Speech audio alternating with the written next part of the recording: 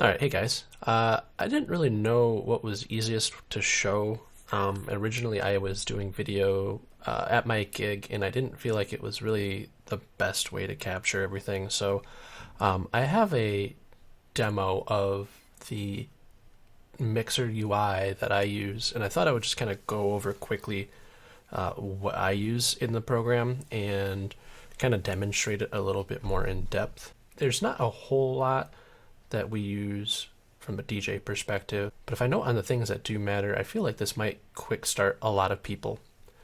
So right off the bat, you're looking at the input page. So I'm going to go through all these tabs quickly and show what's important, and then kind of detail out what I use and what makes most sense. So first we have inputs, and if you notice, these top 8 inputs are XLR only, and these bottom 8 inputs are their combo. So you can use a 1/4 inch or an XLR.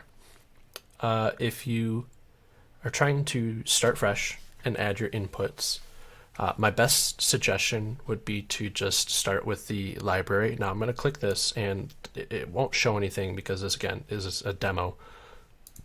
But what you would see is you would see a whole list, and I'll pull up one of my old videos while I'm on my gig so I can show you.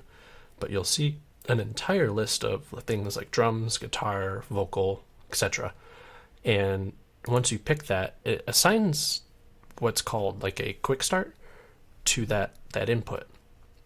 It's already mostly EQ'd. You just have to play with it a little bit, and they give you easy dial-in settings for it, so that's super cool. So I have these two stereo links. So if you click this, see how it says link inputs 9 and 10, they're stereo linked. But you can only do it in groups of 2. So you can see how it says 13 and 14, 15 and 16, etc. So yeah, that's like a quick overview of like the input page here. Here's the outputs, input send levels, pre-fader or post-fader. I don't really touch any of those, so don't worry too much about those. The only thing I really play with is this Bluetooth. If you have to hit discoverable. Once you hit discoverable, then you could Bluetooth your device to it. Won't be able to find the Bluetooth until you hit discoverable.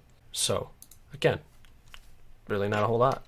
We've got input, library, again, just whatever's here, and whatever channels you want to set your controller to. So I usually just use the top 8 for mics and the bottom 16, or bottom 8, 9 through 16 for my controller. Just pick 9 and 10, 11, 12, whatever makes sense to you. We'll go into processing. So this processing tab, now that we're here, you have these small tabs on the left-hand side.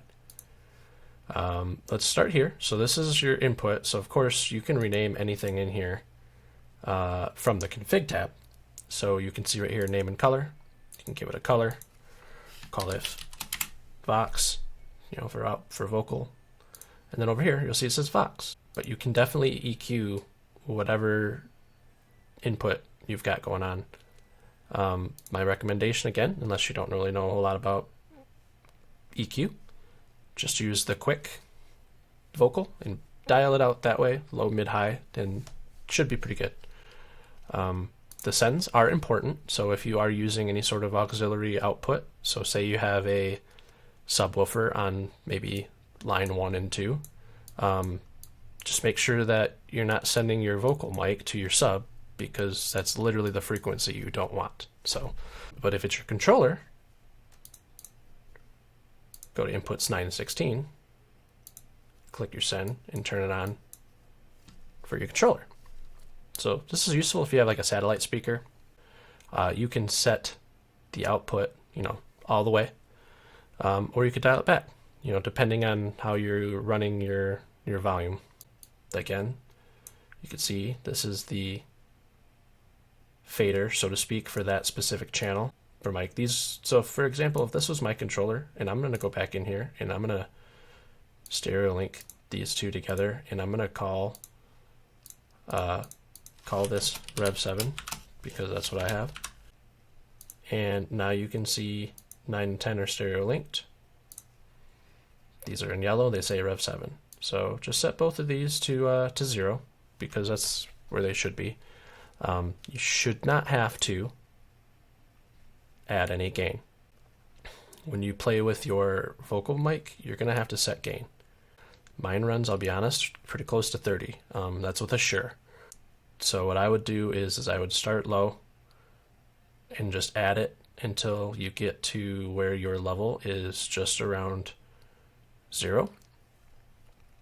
And if you need to dial it back 1 or 2, just remember every 2 dB is going to be a significant change. So even just 4 dB is going to be huge. So I always just do it in 2 dBs just to see. That's how you set your gain. You can also use an auto set, but what I found in my experience is that the auto set sets it a little too hot. My auto set was setting at like 34, 35, and actually I think it almost got to 40. So I dialed that back, and I don't even use that. You can use this. It's called auto gain. It will bump up or reduce as needed. Also, really don't recommend that. I'll show you a technique which I do kind of recommend. It's, again, these are just things that work for me. I'm not a sound guy. We'll say this is set to unity, but what I like to do is dial it back about 6 dB and get it to a level that's really loud when I'm talking, because I know somebody's going to hold the microphone super low, right?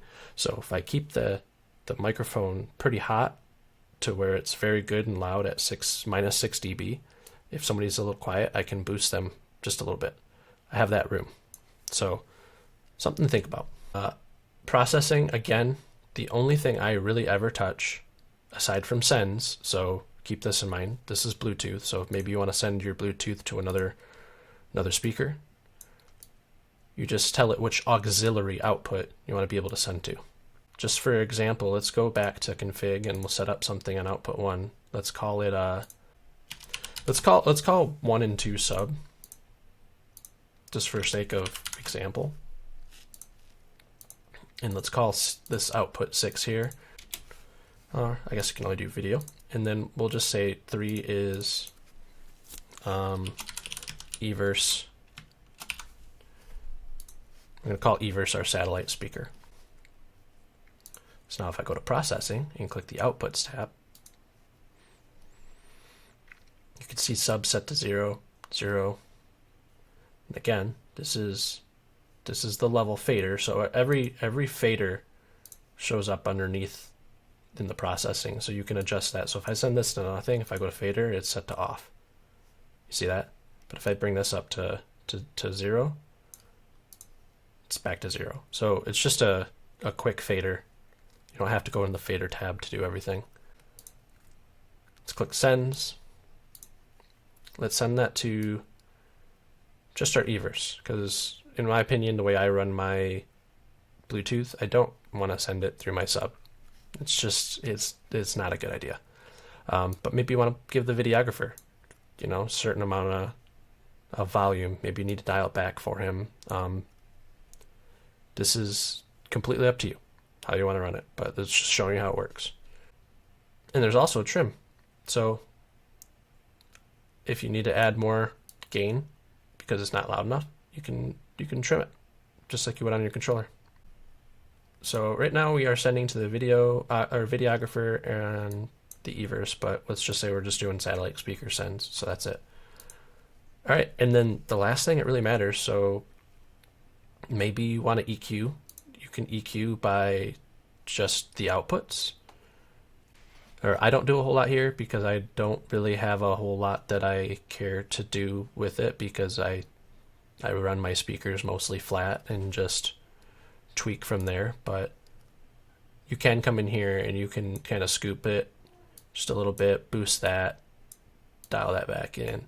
You can give it a whatever kind of EQ you'd like to do. The other really cool feature is this feedback assistant. So currently, in order to use it, it has to be able to detect, and right now it's on hold. So that just means that it won't detect anything. Once you uncheck that, you start talking into your mic, it will automatically fill in the gaps where your EQ frequencies are a little hot, and it'll bring it down. The reason that there's a fixed and live here, fixed is just kind of, it's preset. It's not going anywhere. Whereas live, it will duck it down when it notices feedback's coming up and then throw the frequency back. So kind of cool. I just use it in fixed and then hit hold after I'm done. But you're welcome to go ahead and play with that. And then afterwards, every time you have an actual EQ that does get found, it'll add it in one of these A16 blocks. And before every event, I just go through and click them and hit reset and go about my business. Just start the whole process over. Detect. Once I find it, hit hold. We're good. So that's Feedback Assistant. And fader page, pretty self-explanatory. Up, down, mute at the bottom. I don't really play with the effects too much. And then lastly, this is how I record all my tracks. So when you come in here, all of these are going to be armed. Arm just the one. So you can literally just arm the left and right. But again, because I run mine in stereo, all you have to do is just arm the one. So unless you have a specific track that's split left and right, just pick one. And then you hit record, and it would record here. And afterwards, you can take your SD card, pop it in your computer, do whatever editing you need to do, and you're good. Then lastly, if you wanted to store a scene, all a scene is just your presets. So it's like a profile. So if you had a profile for every venue, you could preset those profiles in here. So again, raw, quick, dirty, vocals. Add them. Go into processing. If you click in this portion right here, this right here, this will give you the EQ if you have a quick channel. Right now we're on like a complete channel, so it's completely manual, but I'll show you the video of the quick channel, and then you can manage it from there. Choose where you want to send it. Say you want to send microphone out. Cool. Now it goes out to Everse as well. And fader, up, down, page. And lastly, if you need to get to the Feedback Assistant, it's right here. So hopefully that's helpful. It's a raw, dirty. There is nothing else really that I use as a DJ. So hopefully this helps, and let me know if anybody has any questions. Happy to help. Again, this is just from my perspective, what I've used. Not a sound front of house guy, but this is what's worked for me, and hopefully it helps